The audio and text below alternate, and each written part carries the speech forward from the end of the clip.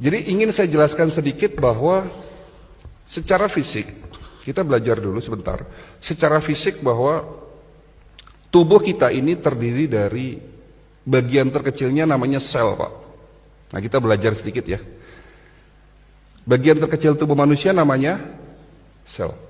Jadi kalau ingin membuat tubuh kita sehat dan kuat, pastikan sel-sel tubuh kita sehat dan kuat. Apa syaratnya sel kita sehat dan kuat? Sel bisa dan mampu melakukan proses regenerasi sel. Walaupun proses regenerasi sel sejak usia 40 tahun, proses tersebut tentunya akan menurun. Apalagi yang sudah 70 tahun. Ya. Kalau dulu waktu masih muda Bapak luka, atau masih kecil, luka nutupnya beberapa menit, tapi kalau sekarang luka nutupnya bisa berjam-jam bahkan berhari-hari sembuhnya, kan gitu ya. Itu menunjukkan proses regenerasi sel di tubuh Bapak itu sudah mulai menurun jauh. Ya, oke. Bagaimana cara supaya sel kita sehat? Ya, sel dikasih makanan yang baik, Pak. Jangan dikasih makanan yang tidak baik. Makanan sel itu adalah protein. Lebih tepatnya adalah asam amino. Asam amino adalah hasil metabolisme dari protein.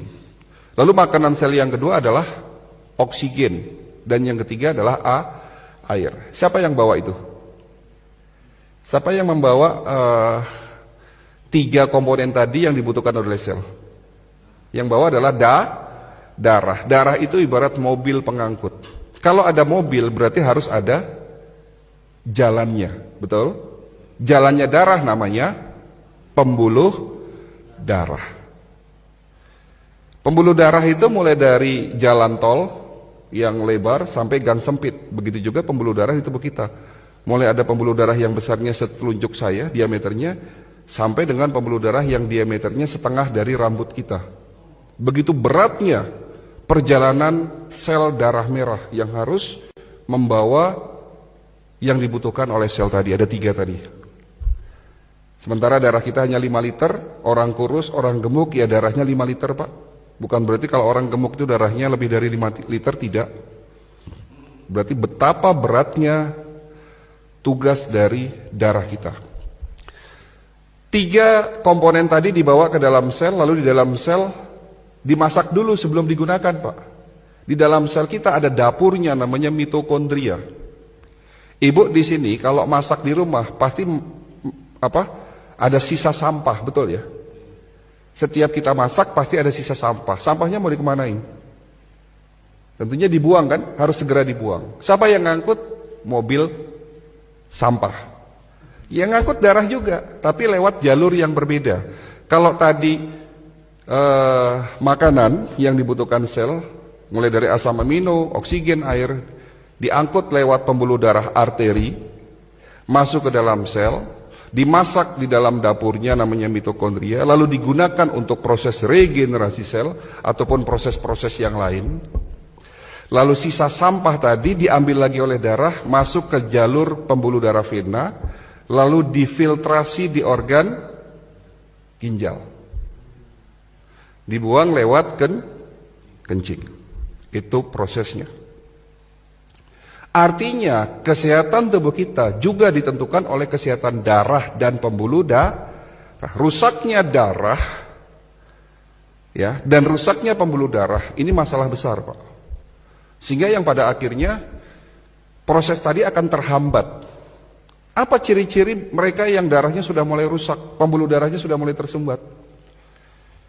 Ya kaki gampang kesemutan, gampang baal, kebas-kebas. Kalau di kepala yo sering migrain, leher kenceng, tubuh lemah. Kalau terjadi sumbatan di jantung akan nyeri dada, sesak dan seterusnya. Itu menunjukkan bahwa sudah terjadinya kerusakan darah dan pembuluh darah. Pertanyaannya lagi, apa yang menyebabkan kerusakan darah dan pembuluh darah sehingga terjadinya kerusakan di sel-sel kita? Penyebabnya karena faktor radikal bebas. Tolong ini diperhatikan, ini penting sekali ilmunya.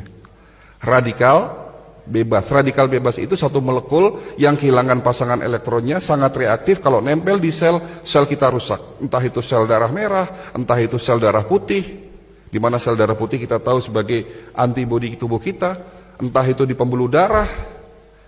Kalau terjadinya kerusakan di pembuluh darah, ya, akan terjadi peradangan. Ini bahaya sekali. Kalau terjadinya peradangan atau inflamasi terjadi di pembuluh darah kita. Ini yang menyebabkan pembuluh darah kita menjadi rusak. Yang pada akhirnya kolesterol, zat-zat sisa itu mengendap di tempat terjadinya peradangan tadi. Sehingga terjadi yang namanya plak atau sumbatan pembuluh darah.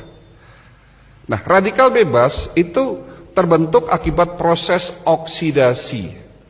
Tolong perhatikan lagi. Oksidasi ini apa? Oksidasi itu contohnya kalau di luar sana besi berkarat. Berarti tubuh kita bisa karatan, ya.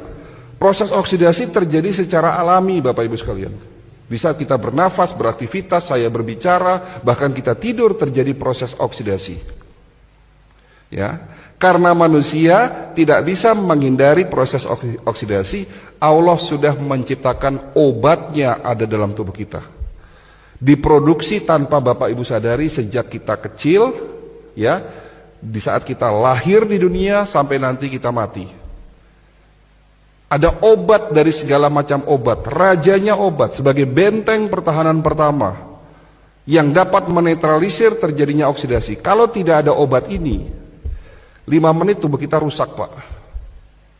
Namanya antioksidan, betul.